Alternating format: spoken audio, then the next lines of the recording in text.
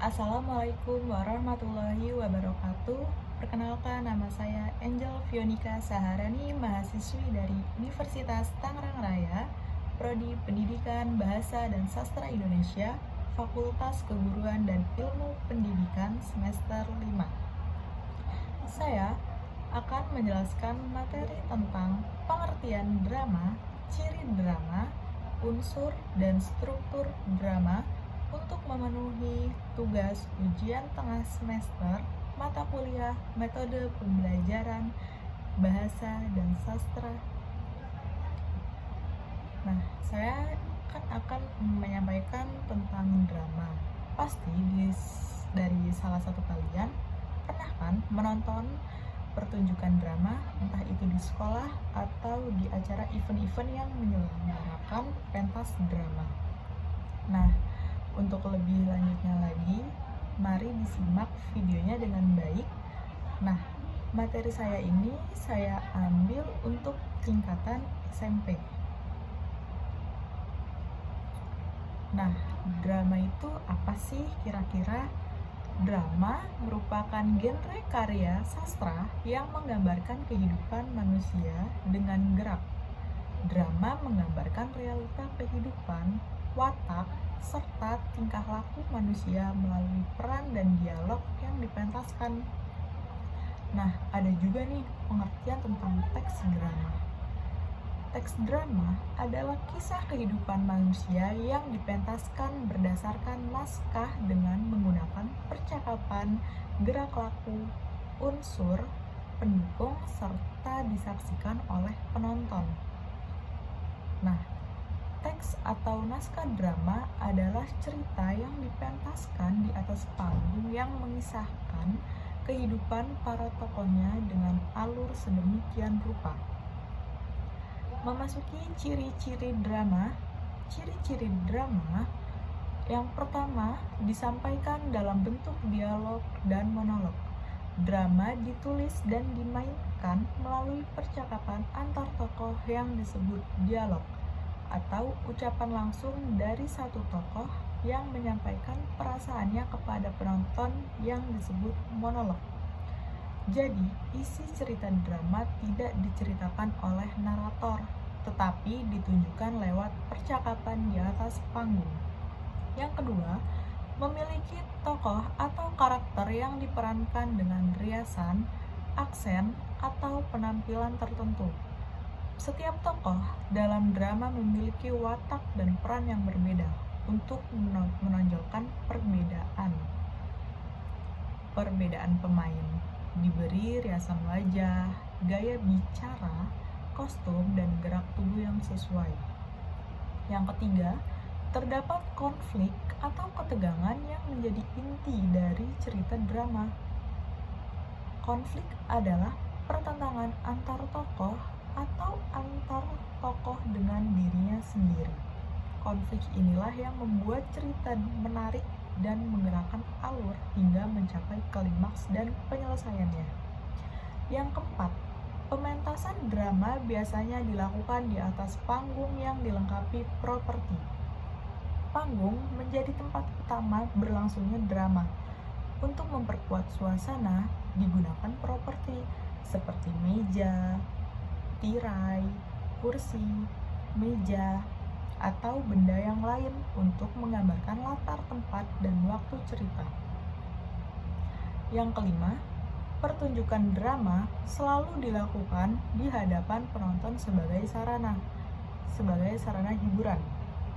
Drama dipentaskan untuk menghibur penonton, tetapi juga bisa menyampaikan pesan moral, sosial, atau budaya melalui jalan ceritanya.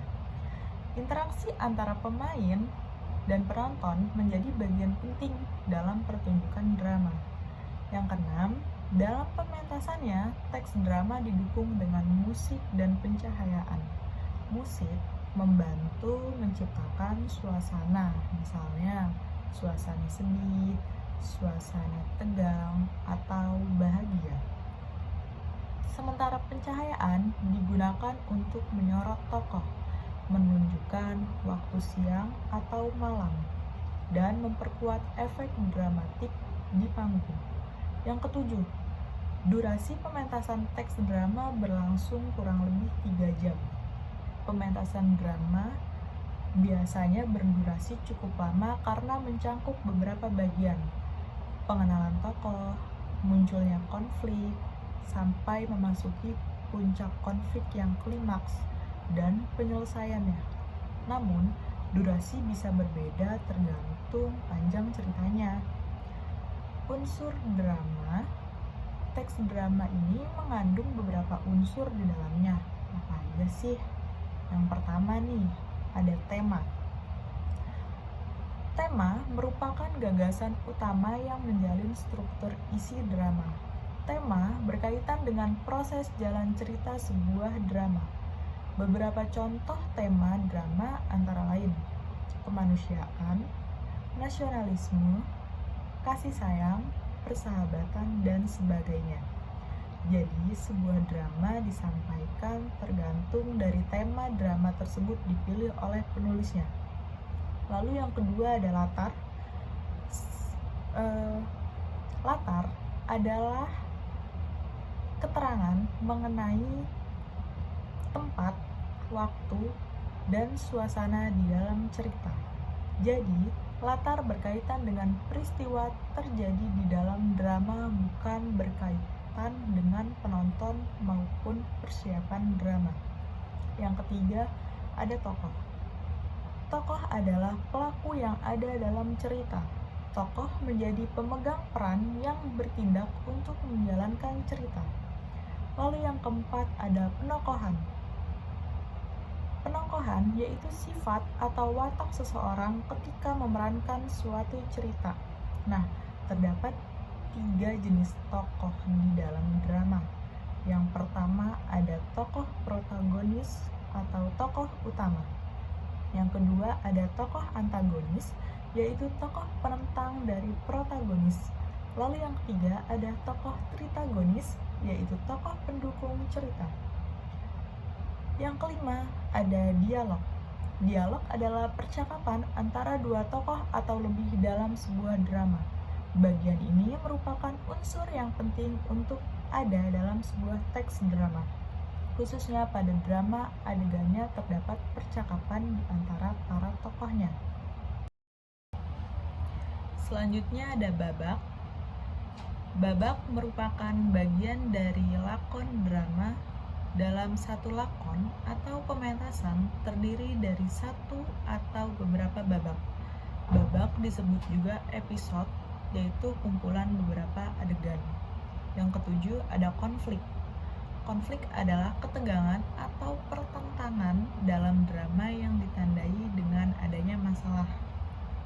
Pertentangannya terjadi pada satu tokoh atau antara satu tokoh dengan tokoh lain.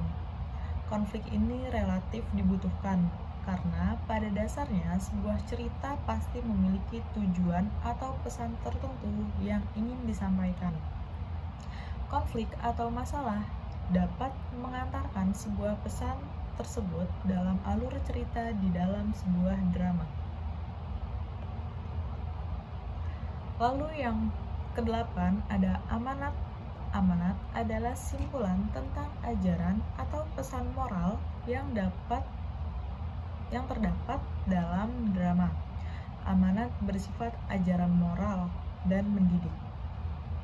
Lalu ada struktur drama. Tak seperti teks lainnya, naskah drama mempunyai 3 struktur penting, yakni prolog, dialog, dan epilog. Nah, penjelasannya seperti apa sih ketiga jenis itu? Mari disimak dengan baik ya. Yang pertama tadi ada prolog. Prolog merupakan bagian yang berupa kata-kata pembuka, pengantar, ataupun latar belakang yang biasanya disampaikan oleh dialog atau narator. Bahkan bisa juga oleh tokoh tertentu. Contoh prolog tentang drama kisah kehidupan adalah sebagai berikut. Dikisahkan dalam sebuah rumah sederhana, terdapat keluarga yang sangat berbahagia. Rumah tersebut dihuni oleh ayah, ibu, dan 2 orang anaknya. Nah, itu tadi contoh dari prolog. Yang kedua, ada dialog. Dialog merupakan percakapan yang melibatkan antar tokoh yang dapat menggambarkan kehidupan, watak, dan konflik yang dialami manusia beserta cara menyelesaikannya. Umumnya, dialog pada naskah drama berisi 4 bagian. Apa aja sih? Yang pertama ada orientasi. Orientasi ini bagian awal cerita yang berisi gambaran situasi yang sedang atau sudah terjadi. Yang kedua ada komplikasi. Komplikasi itu bagian pengembangan cerita yang berisi masalah yang dihadapi tokoh-tokoh dalam drama.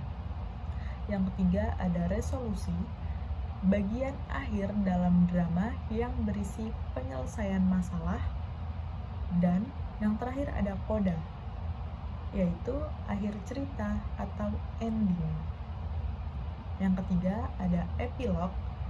Epilog merupakan kata-kata penutup yang berupa simpulan maupun amanat tentang keseluruhan isi dialog yang biasanya disampaikan oleh dalang atau narator. Nah, itu saja materi tentang drama yang bisa saya sampaikan. Kurang lebihnya saya mohon maaf. Wabillahi taufiq wal hidayah. Wassalamualaikum warahmatullahi wabarakatuh.